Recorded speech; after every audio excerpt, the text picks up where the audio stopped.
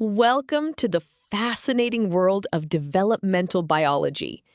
Imagine you are packing a lunchbox for a child going on a school trip.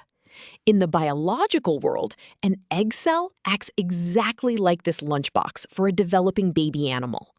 Today, we are going to explore how scientists classify these amazing biological lunchboxes based on the amount and placement of their food, and why this is the very first step to understanding how a single cell transforms into a living, breathing animal.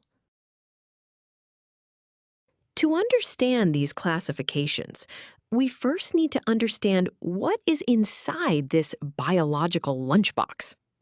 In developmental biology, an egg, or ovum, is the female reproductive cell that will eventually grow into a new organism after fertilization.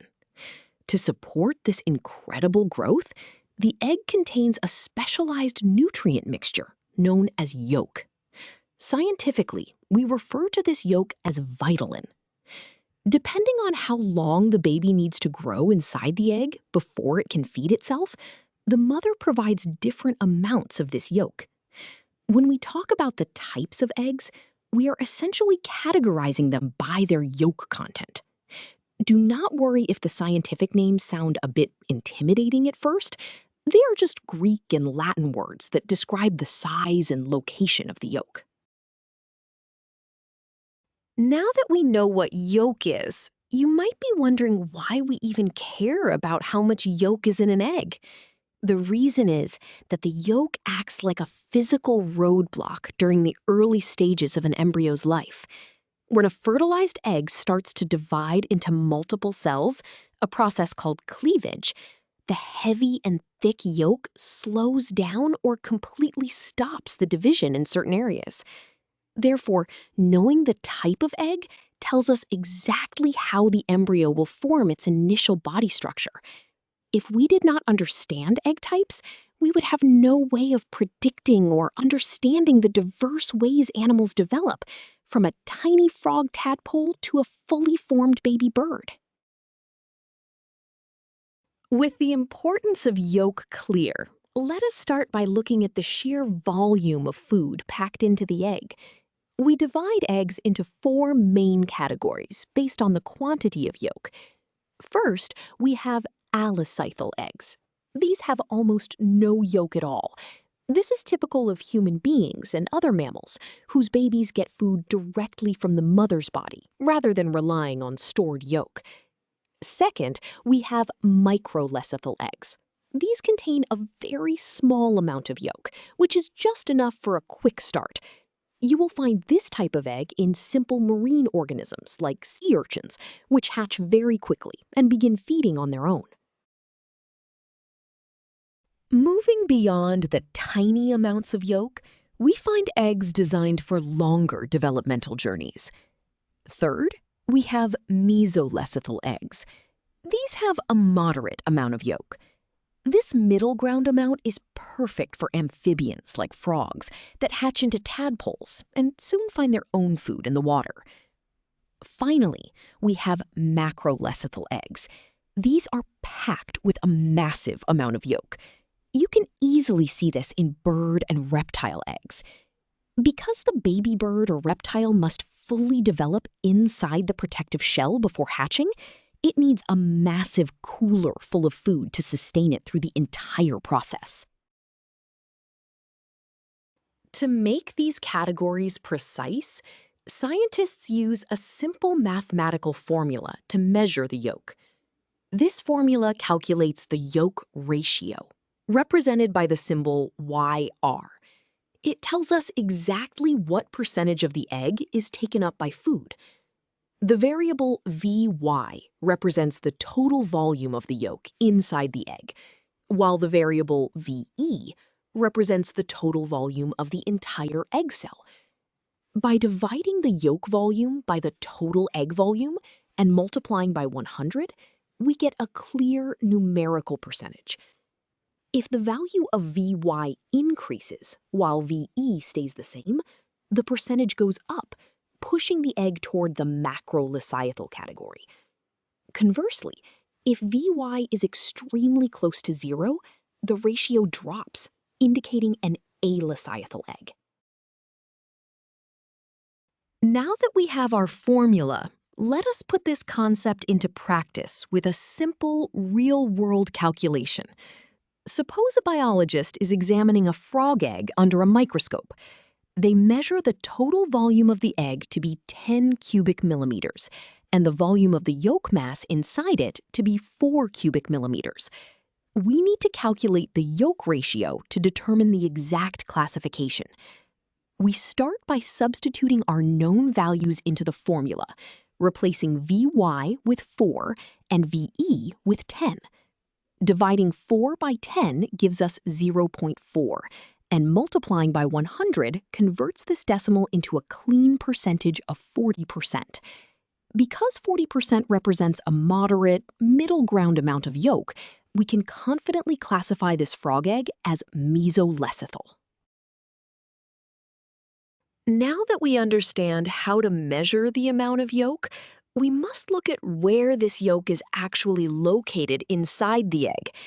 Just like a heavy bowling ball placed on a soft mattress, yolk tends to sink and concentrate in specific areas due to gravity and cellular mechanisms.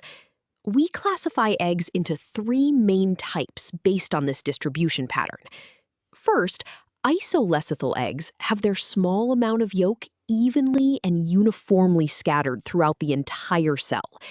Second, centrolecithal eggs, which are mostly found in insects, have all their yolk gathered right in the dead center of the egg, surrounded by a thin layer of living cell material.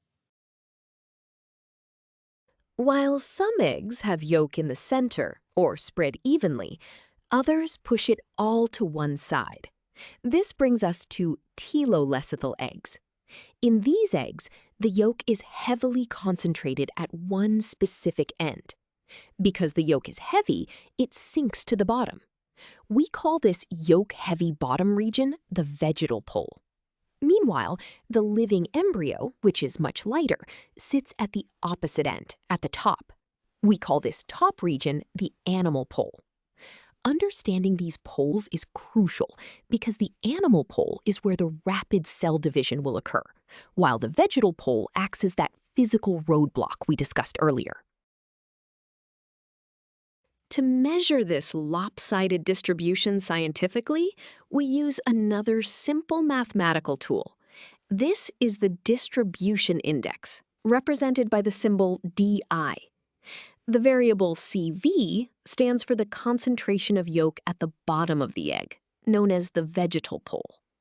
The variable CA stands for the concentration of yolk at the top of the egg, known as the animal pole. When we divide the bottom concentration by the top concentration, we get a ratio that tells us exactly how lopsided the egg is. If the value of CV is much larger than CA, the index becomes much greater than 1, which mathematically proves the egg is telolecithal. Let us look at a slightly more extreme example to see how yolk distribution works in a bird egg. A researcher extracts samples from the top and bottom of a newly laid chicken egg. They find that the yolk concentration at the vegetal pole is 95 milligrams per milliliter. Meanwhile, the concentration at the animal pole, where the tiny embryo sits, is only 5 milligrams per milliliter. By plugging our measurements into the formula, we divide the heavy vegetal concentration of 95 by the light animal concentration of 5. This simple division yields a distribution index of 19. This massive imbalance mathematically confirms that the chicken egg is highly telolecithal, perfectly matching the physical reality of a heavy yolk sac sitting below a tiny developing chick. Now that we have calculated these differences, let us visualize exactly what these 3 distribution types look like. On the screen, you can see 3 distinct egg types. On the far left is the isolecithal egg. Notice how the tiny yellow dots of yolk are evenly scattered throughout the entire circle. In the middle is the telolecithal egg. Here, you can clearly see the heavy yellow yolk sunk to the bottom, which is labeled as the vegetal pole, leaving the clear animal pole at the top where the embryo will grow. Finally, on the right, we have the centrolecithal egg. Observe how the yellow yolk is packed tightly in the dead center, completely surrounded by the clear living cell material. This diagram perfectly summarizes how yolk placement dictates the egg's internal geography. As we wrap up our journey, let us review the most important concepts we have covered today. Remember that an egg is simply a biological vessel designed to sustain a new life. By looking at the yolk ratio, we can determine if an egg is alecithal, microlecithal, mesolecithal, or macrolecithal, based on the sheer volume of food it holds. By calculating the distribution index, we can see if that food is spread out evenly, pushed to one side, or packed in the middle. Mastering these classifications is your very first step toward understanding the beautiful, complex puzzle of how a single cell transforms into a living, breathing animal. You now have the foundational tools to explore developmental biology further.